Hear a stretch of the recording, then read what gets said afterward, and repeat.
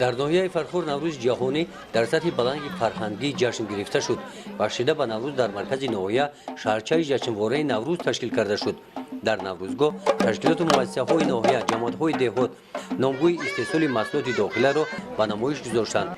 در درآمدگاه و نوروزگاه دستاوردهای ساحه معارف ناحیه گذاشته شدند. معارفچیان ناحیه در این سال به دستاوردهای نظررس نائل گشتند. در ناحیه فرخور صاحبکاری در حال رشد میباشد. این سال کارخانه‌های نو به نو به قید گرفته شدند.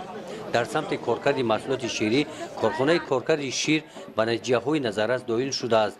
در ناحیه امسال کارخانه‌های نوی استحصالی، دوزندگی و قنادی با فعالیت شروع نمودند. محصولات‌هایی که به شدت به نوروز در این کارخانه‌ها تیار کرده شدند، محصول دستان دختران این کارخانه‌ها میباشند.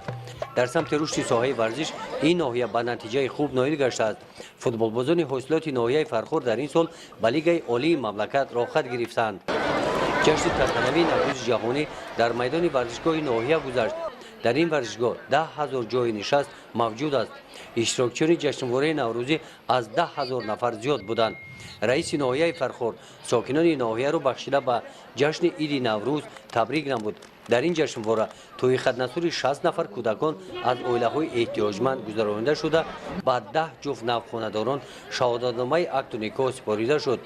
برای سهمی ارزنده گذاشتن در رشد ساحه‌های اجتماعی و اقتصادی ناحیه بهترین ها با افتخارنامه و تحفه‌های مقامات اجرایی حاکمیت دولتی ناحیه سرفراز گردانیده شدند. در قسمت فرهنگی چاره‌بینی کارمندان ساحه فرهنگی ناحیه برنامه تئاتری کننده شده را پیشکش ساکنان ناحیه گردانیدند.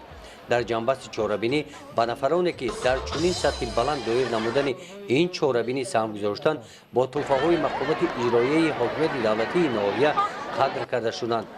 این دستگل زیبا باشد به تمام اشتراکچیان چاره‌بینی نوروزی تقدیم کرده شد.